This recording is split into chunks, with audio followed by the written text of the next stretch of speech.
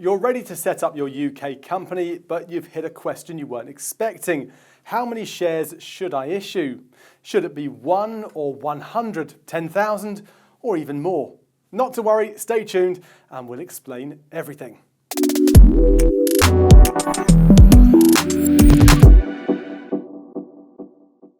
Hi, Bryn here from Rapid Formations. To answer this question, let's start with understanding what shares are. In simple terms, a share represents a piece of ownership in your company. When you set up a private company limited by shares in the UK, you need to issue at least one share to one shareholder. Aside from that, the law really doesn't set any other limits on how many shares should be issued. So how many should you issue? This is determined by several factors. Thankfully, with smaller companies, it's not usually a difficult question to answer. If you're the only person involved in the business, you can simply issue one share to yourself. That way, you'll own 100% of the company. That's because the proportion of the business you own is determined by the number of shares you have versus the number of shares issued to others, if there are any. So regardless of how many shares you hold, if they're the only ones in existence, you are the sole shareholder, owning 100% of the company. In that same vein, you can give yourself 10 shares or even 100 shares if you want. Again, so long as you hold all the shares, you'll be the sole owner. That said, if you're not bringing other people into the company, then it's not normally necessary to issue more than one.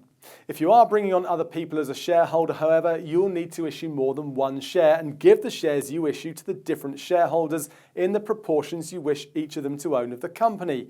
In other words, if you're bringing on a second shareholder who's going to hold 40% of the company versus your 60%, then you need to ensure that you receive 60% of all the shares issued, whatever that amount is, and they need to receive 40% of all the shares issued. Again, this is a very simple example, but is applicable to most small companies. In those cases, you might issue a total of 10 shares or even 100 shares in the company and then divide those among the shareholders in the relevant amounts to get the proportions you want. Now, the hair in the soup here is that each share issued will have a nominal value assigned to it.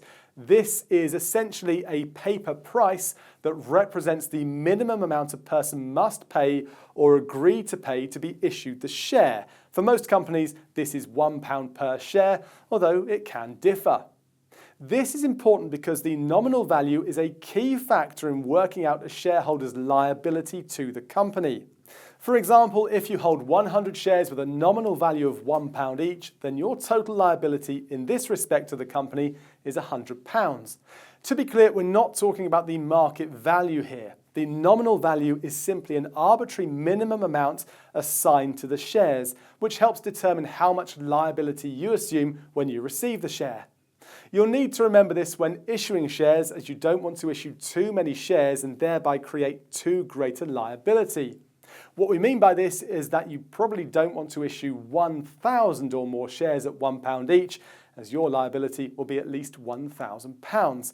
If the company were to be wound up and you hadn't yet paid for your share, you'd be liable personally to pay this amount to cover the company's debts.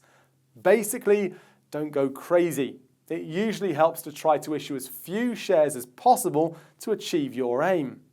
So, in summary, if you're setting up a company alone with no one else, it is normal to issue yourself one share. If you're bringing other people on, you'll need to issue enough shares in total to then assign the proper proportion of those shares to your other shareholders.